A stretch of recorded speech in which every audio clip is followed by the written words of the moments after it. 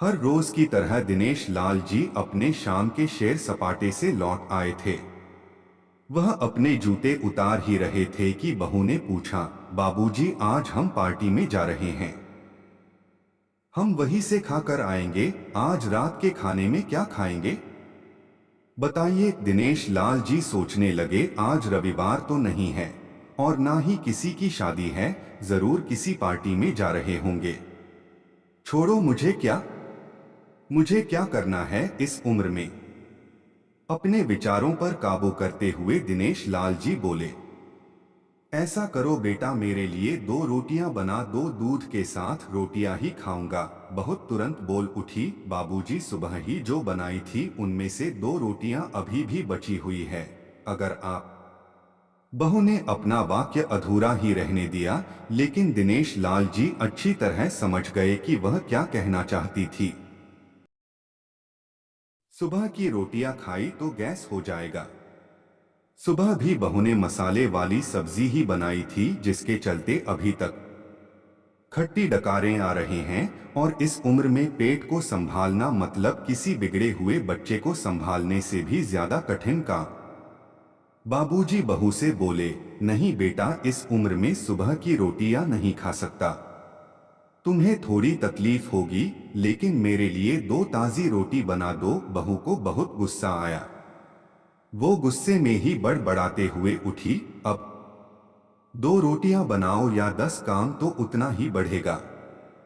आटा गूंदो, रोटियां बनाओ, किचन और बर्तन साफ करो। इन्हें क्या है, इन्हें सिर्फ ऑर्डर देना है, काम तो मुझे करना पड़ता है ना। बस दिन रात इनकी ही सेवा करते रहो। बहू के बोल दिनेश लाल के गानों पर पढ़ रहे थे। हे भगवान, सिर्फ 2 रोटियां बनाने में इतनी तकलीफ। मैंने कोई 5 पकवान तो मांगे नहीं थे। उन्हें बहुत गुस्सा आ गया, लेकिन गुस्सा वहां किया जाता है जहां कोई सुनने वाला हो। उन्होंने अपना गुस्सा निगल लिया। अब तो उन्हें जितनी जल्दी गुस्सा आता था उससे जल्दी चला भी जाता था।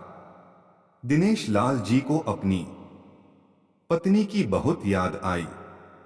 निर्मला के जीते जी उन पर कभी बासी रोटी खाने की नौबत नहीं आई थी, उल्टा खाने में 10 चीजें और मिल जाती थी।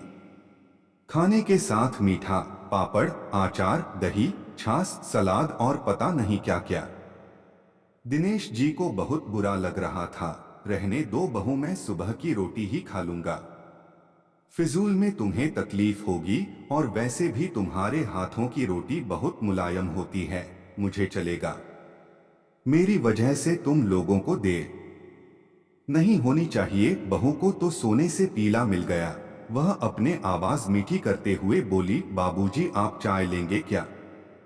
दिनेश लाल जी अपने चाय पीने की इच्छा को दबाते हुए बोले, वैसे कोई खास इच्छा नहीं है चाय पीने की, मगर तुम अपने लिए बना रही हो तो मेरे लिए भी थोड़ी बना देना। हाँ बाबूजी, मैं अपने लिए बनाने वाली हूँ, आपके लिए भी बना देती हूँ, बोलकर बहू रसोई घर के अंदर चली गई। दिनेश लाल जी खुद से ही बातें करने लगे, अभी तो लाखों की जायदाद है मेरे पास। यह घर भी मेरे नाम पर है और खाते में भी लाखों रुपए पड़े हैं। कभी बेटा विषय निकालता है तो मैं बोलकर टाल देता हूँ कि मेरे बाद तेरा ही तो है सब कुछ, और फिर भी 1 कप चाय और 2 ताजी रोटियों के लिए तरसना पड़ता हो तो उन बूढ़ों का क्या होता होगा जिनके पास संपत्ति के नाम पर शिवा पुरानी यादों के कुछ भी नहीं होता। निर्मला को याद करके दिनेश लाल की आंखों में आंसू चमकने लगे और धीरे से गालों पर सरके। निर्मला के होते हुए उन्होंने घर का कोई भी काम नहीं किया था।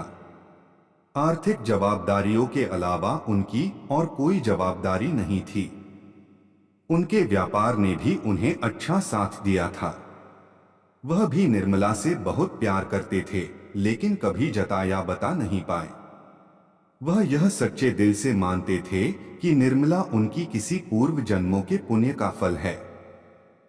लेकिन जिंदगी की भाग दौड़ में वह निर्मला की मन की इच्छाएं पूरी कर ना सके। उन्हें वैष्णो देवी जाना था, लेकिन हर बार यह यात्रा अगले साल के लिए पोस्टपोन हो जाती। घर बार और संसार की जिम्मेदारियां संभालते संभालते कब उनकी इच्छाएं उन्हीं के साथ चली गई पता ही नहीं चला। दिनेश लाल जी ने देखा उनके पोता और पोती दोनों ही स्कूल से आ गए थे। दोनों ने अपना बस्ता सोफे पर फेंका और दादाजी की तरफ दौड़कर उनके गले लगते हुए कहने लगे, चलिए ना दादाजी, खेलने चलते हैं। यही निस्वार्थ प्रेम के कुछ पल थे जिनमें दिनेश लाल जी भी बच्चों के साथ बच्चे बन जाते थे और सारे अपने दुख और यादें भूल जाते थे। वह कुछ बोल पाते उससे पहले ही बहू ने कहा, चलो छोड़ो दादाजी को, हमें पार्टी में जाना है। जल्दी से आकर तैयार हो जाओ, पापा भी आते ही होंगे। दोनों ही बच्चे दादाजी को छोड़ मम्मी की तरफ भागे। उनकी पोती 7 साल की थी और पोता 5 साल का था। दिनेश लाल जी अपनी सोच में डूबे हुए बालकनी की तरफ गए। बालकनी में धीमी ठंडी पवन में उनका स्वागत किया। बहू उनके लिए चाय बनाकर लेकर आई। बालकनी में रखी अपनी कुर्सी पर बैठकर दिनेश लाल जी घुट घुट करके चाय पी रहे थे। पी क्या रहे थे, निगल रहे थे, क्योंकि चाय के नाम पर सिर्फ कम शक्कर वाला गर्म पानी था, ना इलायची ना अदरक। दिनेश लाल जी मन ही मन सोचने लगे, बहू के जाने के बाद आज खुद अपने हाथों से चाय बनाऊंगा, इलायची अदरक और थोड़ी सी ज्यादा शक्कर डालकर, और उसके साथ रोटियां खा लूंगा, रोटियां खाऊंगा। रोटियों की याद आते ही उनका मुंह फिर खट्टा हो गया। चाय खत्म होने पर खाली कप लेकर वह किचन में रखने गए तो वहां देखा कि बहू और बच्चों का कप धोखे पड़ा था। उन्होंने भी अपना कप धोकर रख दिया और अपनी डायरी लेकर बालकनी में आ गए। बालकनी में बैठे बैठे उनकी नजर सूखी हुई तुलसी के पौधे पर गई। उन्होंने एक लोटा पानी लाकर उसमें डाल दिया। कुछ मिनटों बाद ध्यान से देखने पर उन्हें पता चला कि सूखे हुए तुलसी के पौधे में नई कुकले जैसे मुस्का रही हो। टुडे याद आया कि निर्मला हर सुबह तुलसी को पानी और शाम को दिया दिखा दी थी। अब तो शाम को ना तुलसी को ना ही भगवान के मंदिर में दिया जलता है। पता नहीं कितने संस्कार, इतनी अच्छी आदतें निर्मला अपने साथ ले गई थी। दिनेश लाल आसमान की तरफ देखकर बोले, शकुंतला, मुझे और इस घर को अभी तुम्हारी जरूरत थी। तुम क्यों हमें छोड़कर चली गई? तुमने मुझे धोखा दिया। तुमने हमेशा साथ रहने का वचन तोड़ दिया। तुम मुझे अकेला छोड़कर चली गई। दिनेश लाल की आंखें भर आई। पापा, इतनी ठंडी हवाएं बह रही है और आप हैं कि बालकनी में बैठे हैं। अंदर आ जाइए, नहीं तो बीमार हो जाएंगे, बेटे ने दिनेश लाल जी से कहा। बेटा, बहू और पोता पोती सब तैयार होकर पार्टी के लिए निकल रहे थे। किसी ने झूठ मूठ ही मन रखने के लिए भी उनसे नहीं पूछा कि साथ चलिए। बाबा, आप खाना खाकर जल्दी सो जाइएगा, हमें आने में जरा देर हो जाएगी। ज्यादा देर तक जागना आपकी सेहत के लिए अच्छा नहीं है। हमारे पास घर की दूसरी चाबी है। हमारी चिंता मत कीजिए, बेटे नहीं जाते हुए कहा। ऐसे बोल रहे हैं जैसे मेरी सेहत की बहुत फिक्र है। कितने दिनों से बोल रहा हूं डॉक्टर के पास ले चलो। बीपी बढ़ा हुआ है, शुगर भी चेक करवाना है। थोड़ा सा भी चलता हूं तो हांफने लगता हूं। बेटा कहता है कि बुढ़ापे में यह सब तो होता ही है, ज्यादा भ्रम मत पालिए। वाह बेटा, बूढ़े बाप के पास बैठने के लिए थोड़ा सा भी टाइम नहीं है, तेरे पास और पार्टी के लिए टाइम ही टाइम है।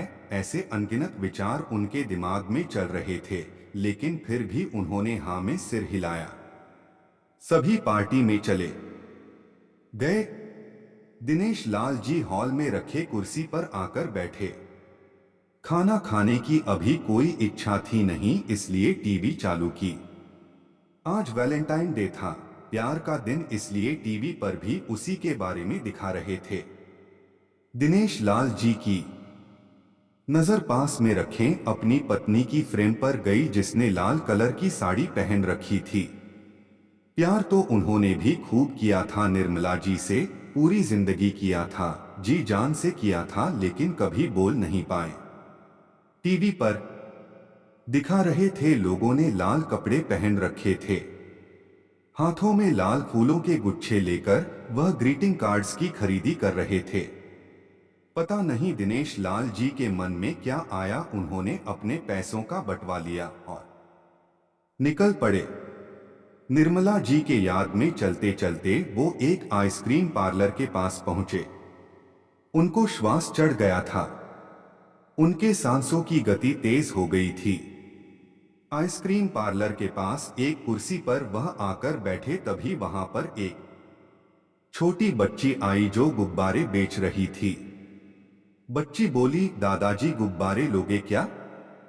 इतने ही बचे हैं, बिक जाएंगे तो जल्दी घर चली जाऊंगी। दिनेश लाल जी ने देखा 10-12 रंग बिरंगे गुब्बारे थे।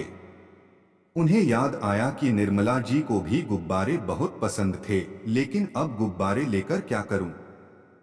उन्हें बच्ची की आंखों में सच्चाई और आशा दिखी। उन्होंने 200 रुपए दिए और सारे गुब्बारे खरीद लिए। उन्हें फिर से निर्मला जी की याद आई, क्योंकि वह भी घर से निकलते समय हमेशा थोड़े एक्स्ट्रा पैसे लेकर निकलती थी और किसी ना किसी जरूरतमंद की मदद किया करती थी। कभी वो टोकते तो वह कहती, हमें भगवान ने लेने वालों के नहीं देने वालों की लाइन में खड़ा किया है, और थोड़े से रुपयों के बदले में लाखों की दुआएं मिलती है, तो मुझे टोका मत कीजिए। आंखों में आंसुओं के साथ दिनेश लाल जी खड़े हुए रास्ते के बीचों बीच आए। उन्होंने आसमान की तरफ देखा, अपने हाथों में पकड़े गुब्बारे आसमान में छोड़ दिए और चिल्लाकर बोले, निर्मला मैं तुमसे प्यार करता हूं। उनके सांसों गति बढ़ गई, उनका शरीर लड़खड़ाया और जमीन पर धड़ से गिर पड़े। आसपास के लोगों को कुछ भी पता चल पाए उससे पहले ही दिनेश लाल जी ने इस मोह माया की दुनिया को अलविदा कह दिया। उन्हें अपनी पत्नी से मिलने की बहुत जल्दी थी।